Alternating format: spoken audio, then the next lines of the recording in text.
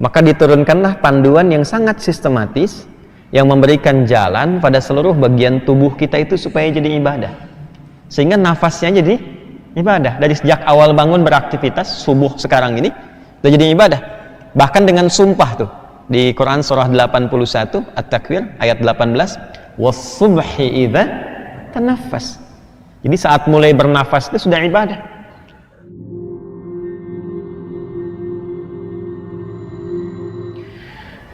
Kita dalam berkehidupan ini disifati pertama kali oleh Al-Quran sejak awal penciptaan sebagai hamba yang mengabdikan hidupnya untuk ibadah.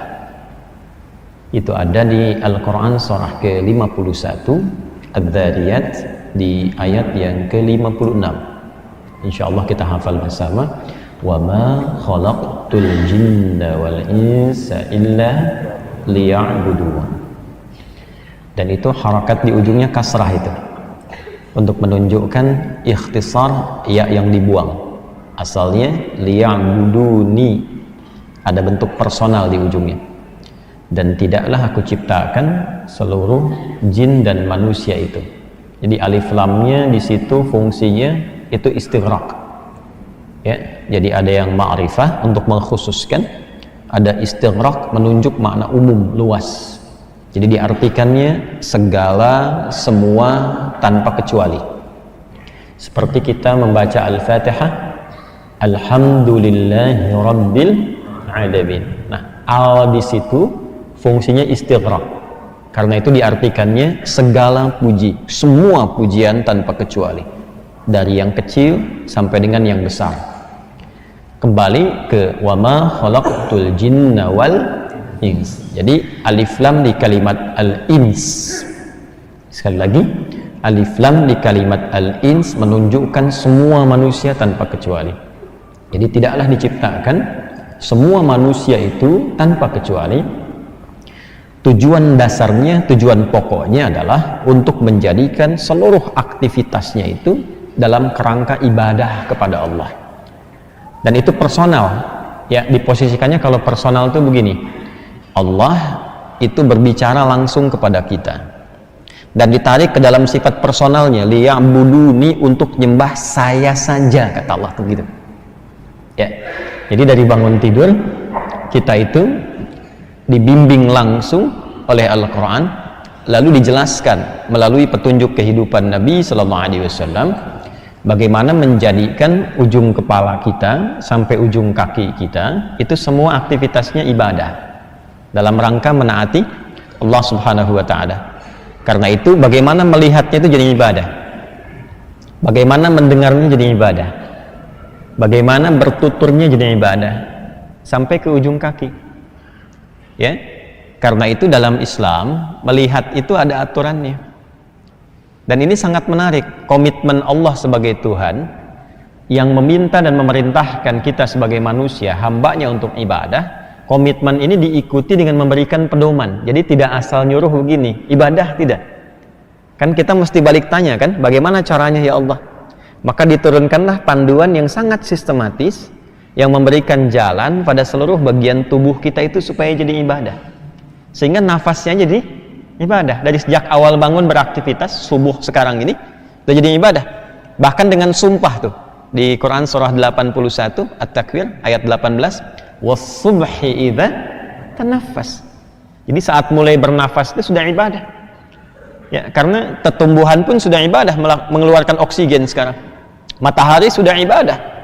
Ya, sinar pertamanya itu sudah ibadah. Fajar itu sinar pertamanya yang membelah kegelapan malam, itu sudah ibadah. Karena itu diikuti dengan ibadah yang kita lakukan. Ya, Quran surah ke-17 di ayat ke-78 itu. Aqimis salata liduluki syamsi ila ghasaqil laili wa qur'anal fajr. Inna qur'anal fajri kana masyhuda. Bahkan ibadah pertama yang kita kerjakan itu langsung Allah saksikan dan diperintahkan pada semua malaikat untuk menyaksikan. Jadi hakikat kehidupan kita untuk ibadah. Karena itu jangan heran kalau di Islam itu bertutur saja ada aturannya supaya jadi ibadah. Kalau nggak ada ibadahnya, dibebaskan, silahkan mau bicara apa saja, mau memandang apa saja. Cuma karena memang hidup kita itu diatur untuk mengagungkan Allah, maka jangan sampai mata ini digunakan untuk memandang yang tidak mengandung unsur ketaatan kepada Allah. Orang yang ibadah, melakukan semua perintah tadi untuk ibadah, itu namanya abdun. Jamaknya disebut dengan ibadun. Jadi lahir kita untuk ibadah, statusnya kemudian disebut dengan abdun, jamaknya disebut ibadun. Orang-orang yang mampu berlatih selama hidup, dan itulah esensi hidup kita. Orang-orang yang mampu berlatih selama hidup, melatih pikirannya, pandangannya, pendengarannya, lisannya, sampai ujung kakinya untuk beribadah kepada Allah, maka disebut dengan ibad. Lalu dilekatkan dengan sifat Allah yang membimbing kita dengan rahmatnya di dunia untuk menaatinya. Sifat Allah yang memberikan rahmat pada semua hamba di dunia untuk mengenal dan menaatinya disebut Rahman namanya. Apa namanya? Rahman. Karena itu di dunia ini, kalau kita punya hajat supaya dimudahkan ibadahnya, pengen kerja supaya bisa zakat, pengen sehat supaya bisa tahajud, ya. Jadi kalau minta itu sertakan ibadahnya, itu rumus cepat dikabulkannya doa. Itu ada di Quran surah kedua Al-Baqarah ayat 186. Wa idza sa'alaka ibadi anni fa inni qarib. Perhatikan, ujibu da'watad da'i idza da'ani falyastajibuli. Itu rumusnya. Jadi kalau ingin cepat dikabulkan doanya, maka respon semua seruan Allah itu untuk menaatinya. Jadi kalau minta sesuatu, jangan ditarik ke dunia saja, akhiratnya ikutkan. Akhiratnya ikutkan. Antum kerja itu buat apa? Kalau cuma buat dapat uang, bangun rumah megah, punya kendaraan yang melimpah, jangankan Anda yang beriman, yang belum beriman pun itu melakukan hal yang sama. Lantas apa bedanya iman Anda dengan yang belum beriman, yang membimbing Anda itu untuk bekerja? Kan pekerjaan kita itu dibimbing iman. Nih, manusia umum yang belum beriman dengan yang telah beriman itu kerjanya dibedakan oleh Allah dengan nafas imannya. Kalau belum beriman, itu bahasa Qur'annya, khitabnya masih menggunakan kata nas. Al-Baqarah ayat 168. Ya, coba kalimatnya lihat.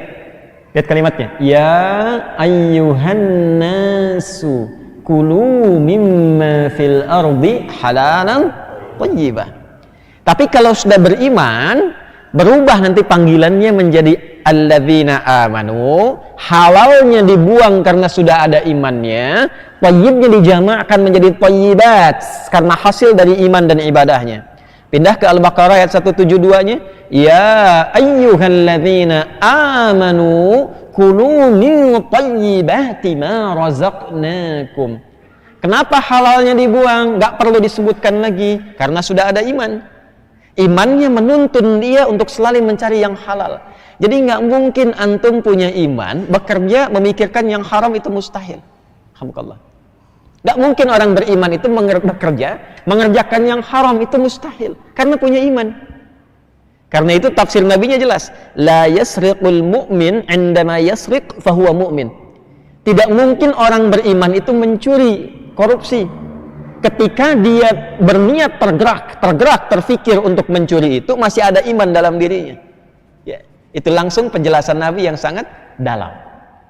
Nah, kembali, kalau ini kita latih dalam keseharian, kemudian melahirkan karakter, dan kita ingin memohon dimudahkan, tarik urusan akhiratnya. Kerja buat apa? Ya Allah, pernah nggak berdoa begini? Mudahkan urusan saya dalam pekerjaan, supaya saya bisa menaatimu dalam kehidupan. Ya Allah, anugerahkan kepadaku rizki dari hasil ikhtiarku supaya aku bisa maksimal menaatimu. Hamba ingin berzakat ya Allah, hamba ingin berhaji ya Allah.